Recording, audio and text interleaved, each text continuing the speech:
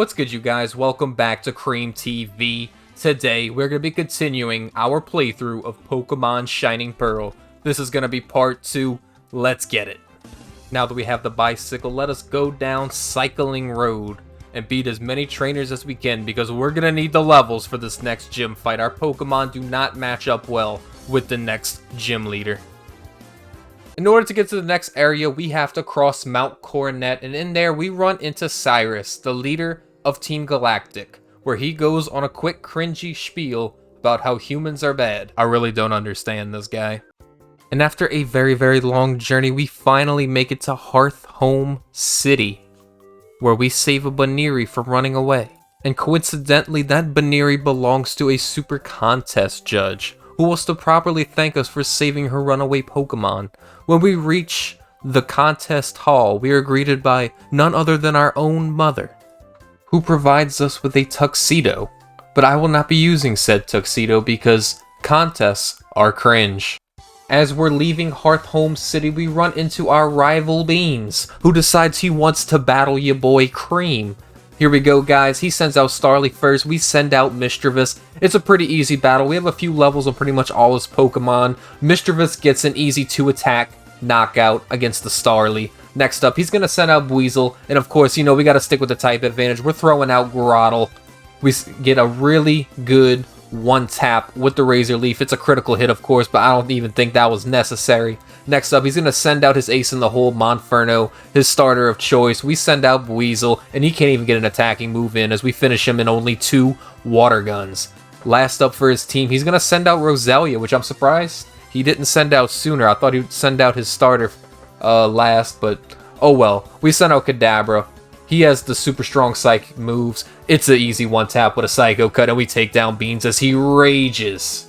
After making short work of Beans, we get an egg from a random hiker, and make our way to Veilstone City to challenge the next gym. Our first stop before Veilstone, we stop at Solaceon Town, and there's not much to do here, really nice little area, but we are going to go to the Pokemon Nursery in the area, and drop off our Geodude and Jirachi for the foreseeable future. After a random wild Pokemon battle, our Buizel is evolving into a Floatzel. Now, Floatzel, very high attack, very high speed, a bit lackluster defense, but that is okay. He is supposed to be an offensive powerhouse. Up over in Route 210, there's a horde of Psyducks blocking the path, which indicates to me this is not the right place to go. And here we are, finally making it to Veilstone City. Now, Veilstone City has quite the Team Galactic presence, as they have a giant warehouse here, for whatever reason.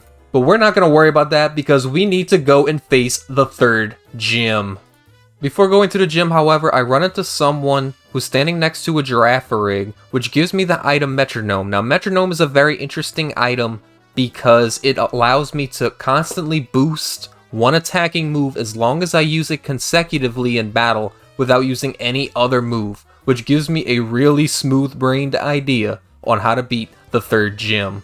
And now we finally get to battle the gym. But before getting to the leader, we must solve this crazy dojo puzzle, as well as beat all the trainers inside this gym. Now, all the trainers inside this gym are a very easy clap. They are all running fighting type Pokemon, and of course we have Kadabra, which is an extremely strong psychic type that can pretty much 1 and 2 tap everything in there. And we also have Mischievous, who is a ghost type, which will render all of their fighting and normal type moves ineffective.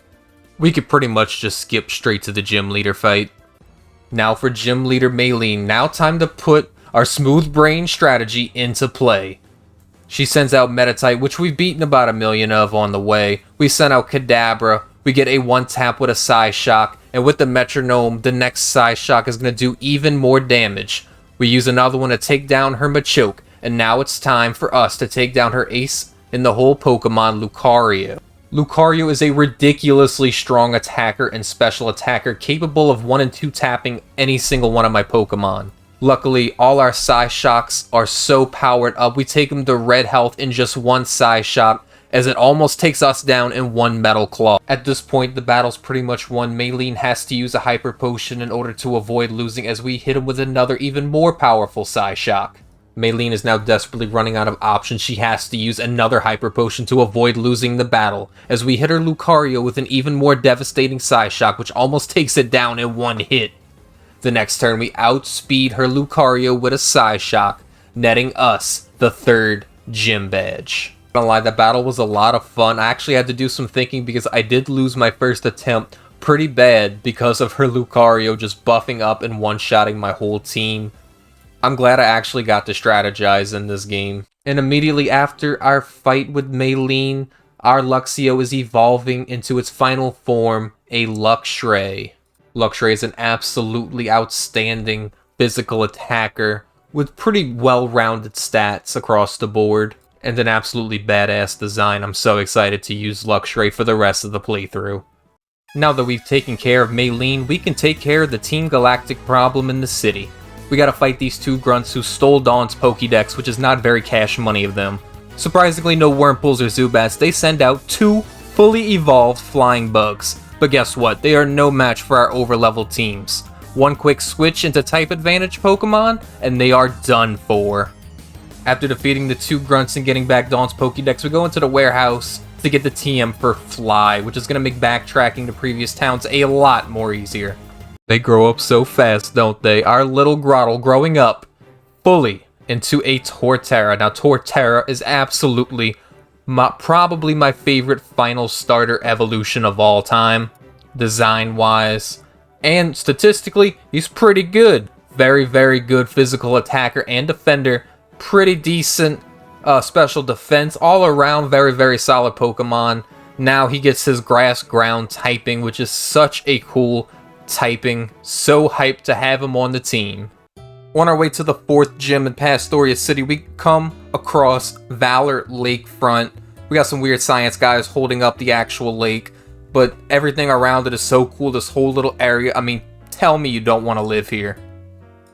After arriving in Pastoria City, we waste no time heading straight to the gym to get our 4th gym badge. Now, this gym is a water gym run by Crasher Wake, who is honestly one of the coolest gym leaders ever in Pokemon. It's a water-type gym, and our team is pretty well equipped to handle this gym, all things considered. We have Luxray, a pure electric type. Electric absolutely fries water types. And we also have Torterra, who is a grass type. Now, Torterra's other typing, is ground, and ground is actually weak to water. So with the grass ground typing, we're actually neutral against water attacks. Yet, I don't think that's going to matter, because, I mean, I think Torterra is just going to do so much more damage, and also we have Luxray in the back, so this gym should be an easy sweep. Here we go, guys. After solving the puzzle and beating all the water trainers, it's time to face Crasher Wake himself. He starts off with a Gyarados. We send out Luxray straight away. Luxray is 4 times stronger than Gyarados, because Gyarados is water and flying, which is both weak to electric. We charge up once and hit him with 1 spark to take him down very, very easily. Next up is Quagsire, a water ground type. We send out our Torterra, which is a grass ground, and grass is 4 times stronger than water ground. So we take him down in just 1 Razor Leaf. Now it's time for Crasher Wake's ace in the hole. It is Floatzel, a Pokemon we also have. We already know it is a very, very strong attacker and speedster, but we have Luxray, and there's nothing it could do against us. We take him down in 1 spark, earning us the 4th gym badge. Crasher Wake taking defeat like a champ. I mean, he's shirtless. He's an absolute Giga Chad of a gym leader. Immediately after defeating Crasher Wake, we run into a suspect Team Galactic grunt, who, after questioning, runs away and says not to follow him. So, of course, we're gonna go and follow him. We chase down the grunt, and after we confront him, he slips away. And as we go to chase after him, we run into our rival Beans. And for some reason, Beans wants to battle, so let's give him what he asked for. Here we go, guys. Our next mandatory rival fight against Beans. He's going to send out Starly. And Starly, I don't know why she isn't evolved, but oh well. We're going to hit him with an Aqua Jet. Boom! Down to red health. He's going to try to double team spam, but that's not going to work because we have a move that doesn't miss. And we take down Starly next turn. Next up, they're going to send out Roselia, and we have Ponyta. Ponyta can deal with that grass type. And it surely will. 1 Flame Wheel will take it down. Easy clap. It poisons us in the process, but that's not really a big deal. We ain't tripping about that. Ponyta's gonna go back because he's about to send out Buizel. We're gonna send out our boy Luxray, get that type advantage. 1 good spark is all it's gonna take to take down the Buizel. Easy money. Now time for this ace in the hole, his starter, Monferno. I'm going to send out our boy, Floatzel, to take him down. We hit him with one good Aqua Jet, get him down to half health. He's going to lower our defense. That's not really going to matter. We take him down in the second hit. We have an answer for every single one of Beans' Pokemon, and he cannot take the defeat as he rages like a child. After chasing the Team Galactic grunt all the way to the Valor Lakefront, he is exhausted and just decides to battle us to get us off his tail. He sends out a Glameow. We send out our Floatzel, and I mean, it's a really easy clap. We take him down in just 2 measly attacks. See you later. After absolutely embarrassing that Team Galactic grunt, we run into Cynthia, who decides to help us out once again, giving us some medicine to help those poor Psyduck that are blocking the next route. Here we go, we fly directly to the route, and we're going to help those poor Psyducks, give them their medicine, and we just solved Pokemon cluster headaches. We are making great strides in Pokemon medicine. Right behind us comes Cynthia, who's happy we used the medicine on those Psyducks, and she wants us to deliver a charm to her grandma in the next town. So we must oblige. We love grandmothers around here. You what? Alright, here we go, guys. We're in Celestic Town. We meet up with Cynthia's grandmother, but she informs us of the Team Galactic problem here in the town. So, of course, we're going to go take care of that because we're just such nice people. Here we go. This Team Galactic grunt stands absolutely no chance. He's going to send out a lot of the same Pokemon that we've seen countless times from Team Galactic, a Beautifly and a Krogunk, and they're going to get the claps. After defeating the Team Yell grunt, we meet back up with Cynthia's grandmother and we give her the old charm. After this, we head inside this little mythical place that Team Galactic was guarding, and we see a bunch of cool ruins. We get the HM for Surf, and we head out of there. And just when you think this town can't get any worse, when we head out, we run into Cyrus, who goes on one of his crazy tangents about life and whatever. After dealing with all that nonsense in Celestic Town, we fly back to Hearth Home City to challenge the 5th gym. Now, the 5th gym leader is a ghost-type gym leader, and the puzzle is pretty much gonna be just a quiz game where it asks us a bunch of questions. We have to go through the right door, so of course we get most of them right except one because my memory is just terrible. But the trainer's an easy clap. Here we go, guys. Ghost Trainer Fantina. Now, we don't have a pure strat for this battle. The only thing we really have to deal with the ghost types is our ghost type of our own, which means we're both super effective against each other. I go for a strategy where I use Confuse Ray and then Hex, which is a ghost type move that does more damage if the Pokemon is under a status effect, and it works out really good. We take down the Drifblim in pretty much 2 hits. Next up, she's going to send out Gengar. Now, Gengar is a real issue, super powerful Pokemon. It hits us pretty hard. We get a Confuse Ray on it. We hope for him to hit himself in Confusion. It does not work, and he takes us down with another Shadow Claw. We send out Luxray next. Our strategy now that Mischievous is gone, is to pretty much outmuscle him with Luxray, and it actually works really, really well. Luxray is just an absolute unit of a Pokemon, and we're able to take him down in just 2 measly hits, but not before Gengar does quite a bit of damage to us in the process. Here we go, guys. Now time for Fantina's ace in the hole, Miss Magius. Miss Magius is an absolute special attack and special defense unit. The only thing we can do, really, is to try to revive Mischievous to get some good, super effective moves in where we sack Luxray, and we use Floatzel to get Mischievous back at full health. Now it doesn't matter how we win this battle, it just matters about us winning.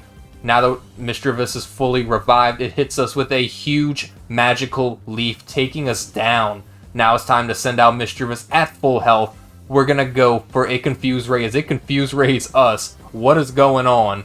Sadly, though, the confusion doesn't matter to Miss Magius, who can just attack at will, and there's not much we can do. Miss Magius is literally the better version of Mischievous. All that matters is us just hitting one really big ghost type hit, and we actually do, taking Miss Magius down to half health.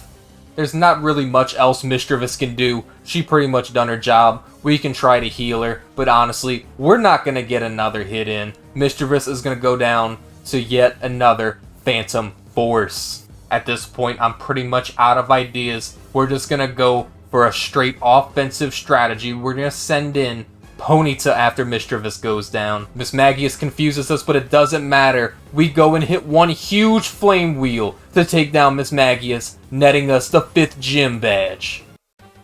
After defeating the gym, we run into Cynthia right outside the gym, and she thanks us for returning the charm to her grandmother, and then she goes on a tangent about Team Galactic, and points us in the right direction of the next gym.